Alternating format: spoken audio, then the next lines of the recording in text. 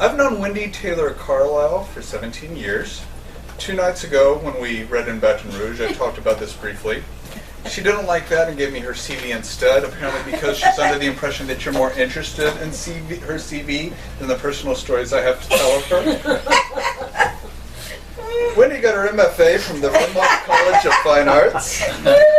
Her 2 books are both from Jacaranda Press, Reading Burying Men to the Dog, which is a little difficult to find now, but you know, the internet's big. And Discount Fireworks, which is downstairs. She's got 3 chapbooks, the most recent of which is Persephone on the Metro, which is available downstairs. 11 pushcart nominations, and you can find everything at wendytaylorcarlisle.com. Wendy Taylor Carlisle. I think the stories were better. I'm always trying to explain the South to Northerners, to California. They just don't get it. I have written a few poems about that, and this is one of those. About the South. Oh, I need to tell you, a lot of what I write are sonnets, or sort of sonnets. Other than that, I write prose poems. So, about the South. Polka dots go there to be reborn under a dry sky that revels in its deep knowledge of J. And a carcass on the verge associates with vultures under a storm of kudzu vines as barn cats writhe and posture according to their calendar.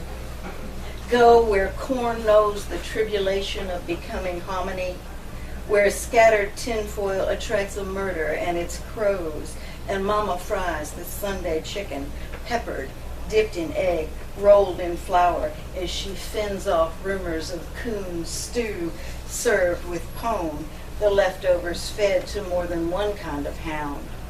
Polka dots go where an honorific loves its Christian name, and yesterday sets down on all of us like cotton dust on a picked field.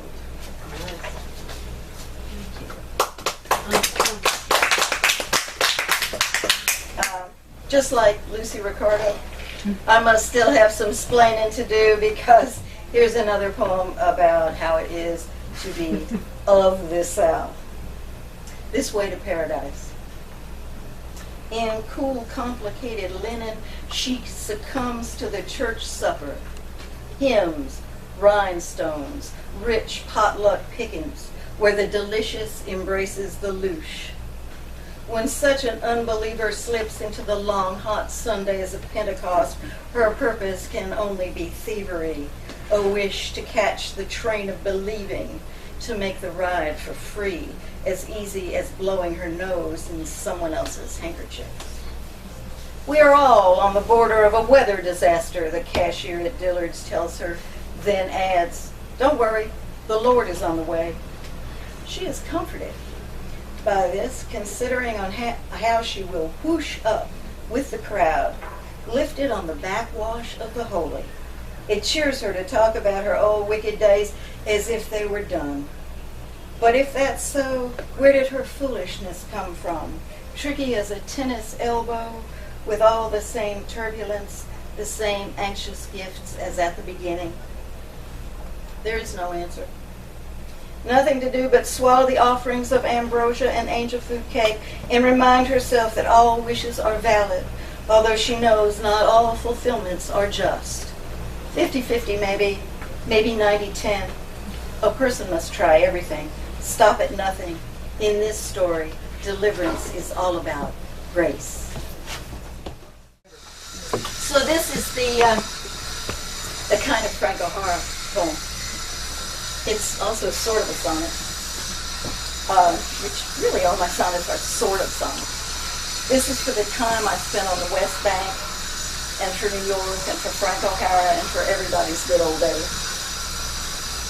Dear Dennis, rain today on the West Bank at 1:14 when your letter came with O'Hara's praise song for Lady Day that always puts me in mind of saxophones and sweat in one-night stands in Ellington, and how the two Miss Billies, Holiday and Strayhorn, Both were born in 1915, year of birth of a nation, year of typhoid Mary, year the House put women's suffrage down, year of the Klan once more in Georgia. Passed away too soon, sweet Billy. Passed before we had enough strange fruit or A-train, before we scratched our jazzy itch enough. Awake again in this mosquito-bit bayou with its beignets and gumbo, your letter reminds me of New York. Music, and how hungry I am for bagels and strega. How grateful for city-wet streets and perfect pitch in downtown bars.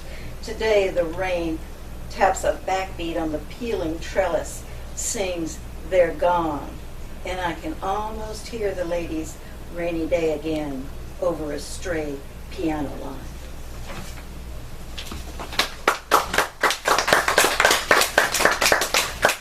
Yeah. You don't have to clap. It's all right. There's a lot of little ones. What can I say about this poem except that the poet's only subject is the poet? Plate spinners. I got my yaya from my mama. In our family, it runs. I was Southern then. I had the affinity. I had it before I was 30. In those days, there was plate spinners on TV and berets, and bandstand was the pastime.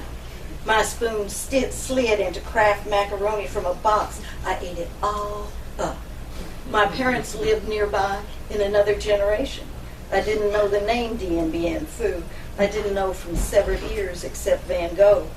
After a while, I wasn't shocked anymore. I grew loose.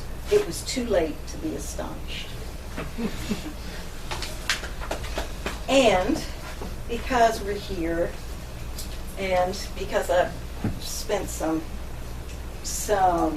Mardi Gras here, all of you will know that Epiphany is on January 6th, and it's the day that the Gentiles reach the manger, whatever, and that there is a king cake, and there is a baby in the king cake. And you have good luck, and you have to give a party if you get that baby. So, baby, cake. Today we grab the pink baby from the conventional brioche, iced sticky as a swing seat in the yard beyond the French doors, cloying as the cut grass that clots up like buttermilk around us, the sweet we never eat, although we plan a fete where any one of us could be a monarch, win good luck, put on a crown, buy the king cake. Epiphany, the showing forth when we throw crepe paper at the trees, cover the buck tables, set the water on to boil, and don't think of the weeks to come that end with Fish Friday, when we go around head heavy as back fence roses, revamping our souls, clinical about the news. A dog gets beat, a soldier's legs are gone, a baby dies. Today we celebrate a plastic infant, hold back the sacrifice that comes with Lent, and substitute a party, wait to fast. Today we turn from bedlam. Today we fail to pay attention. Today we trifle with the season. Today we waste a cake. Chicken. Chickens would whistle if they had lips, according to my friend Jean. But when the coon broke into Margot's coop and killed 3 hens, ate 2, then fell asleep in the laying box, what chickens were left didn't try to whistle much or get away. They milled around as the coon did what he could in the way of killing and eating. When I was a kid, the family across the street kept chickens. I saw a Sunday dinner hen do the headless two-step, her skinny legs flashing through the blood and feathers. It's the same with folks. Your brain stays alive for 30 seconds after the body's gone. Some saint's head was chanting, one God, as it bumped down 400 steps. And Mary, Queen of Scots, was shouting when they held her head up to the crowd. Who taught you to whistle? Jean asked. I told her, the big kids wanted whistlers. I whistled. I started fires too and egged Miss Morgan's Ford, but I never killed a chicken or went to a chicken killing after the first. Instead, I scratch along, eating kale, sometimes wondering a little what sounds would replace my animal voice given that blow, the unexpected seconds of grace.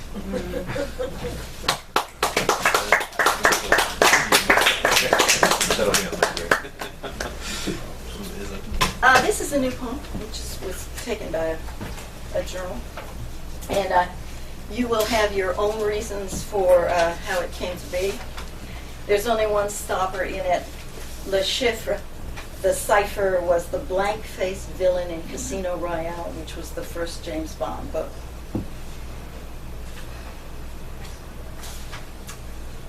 He buys a revolver. A 9mm is quick and adept. A shooter stands with his violet ears in which devils are.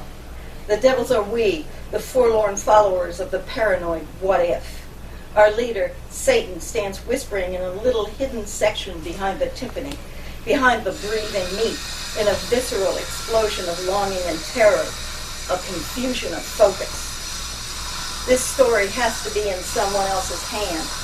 I'm not brave enough to write out all this sadness. Moreover, this story has to be turned away from any beautiful dread, any sexy alarm, from excuses, from the biochemical shell game.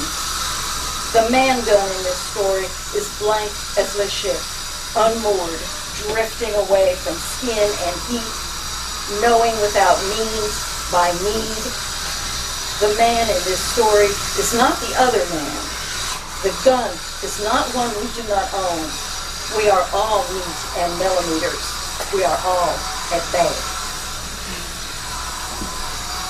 And then, properly, after such violence, a sad late winter song in two voices. Talk sorrow. Night crawls backwards, black decomposing into gray. The sun gets a leg over the horizon, then swings up, paints the air white, then blue. Don't describe the sky. You might as well say it got light in stages.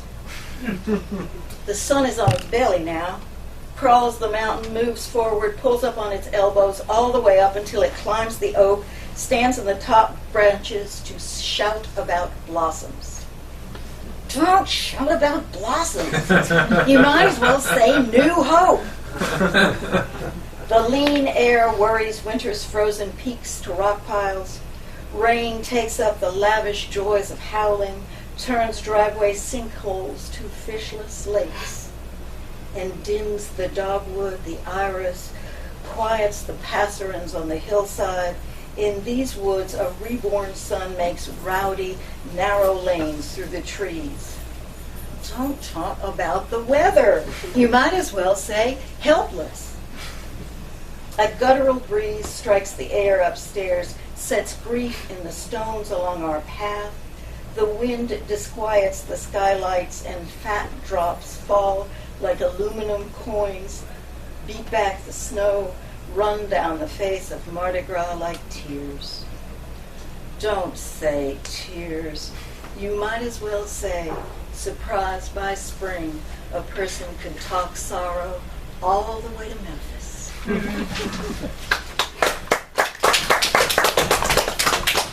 And now, since the poet is always hiding in plain sight, this is a poem that really happened, and Lonnie will probably recall the person that this happened to.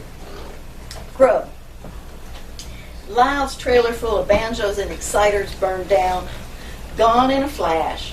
Gone the Stratocaster with the bent tuners.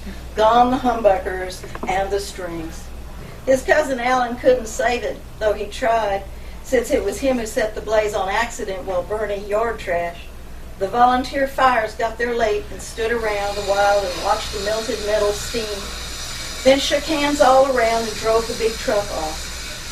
Folks gathered up what they could, plates and cups and money and still good bed linen, plus the usual double dozen casseroles, and dropped them off at Lyle's uncle's place. Lyle ate good for weeks. The morning after the fire, the cat, a stone killer, brought a chipmunk and laid it still warm on the rug under Lyle's uncle's microwave. It's a southern custom, the grease-covered dish. Does anyone still call it grub? Vixen on the top road. Let it begin again. The sun a note just off the audible edge of rising. The dog setting his ears straight. Let the moisture build on your lips until you have to scrub your mouth with the back of your hand. That other wetness, let it come too. One small breath and the next. Don't hold back. Do you believe it's better not to yearn? To turn back to your room, slam the screen? Why not do a quick fox dance the color of sunup and follow the vixen to the top road? Why not admit it's morning makes you mortal, even if later you have to recant? Thank you.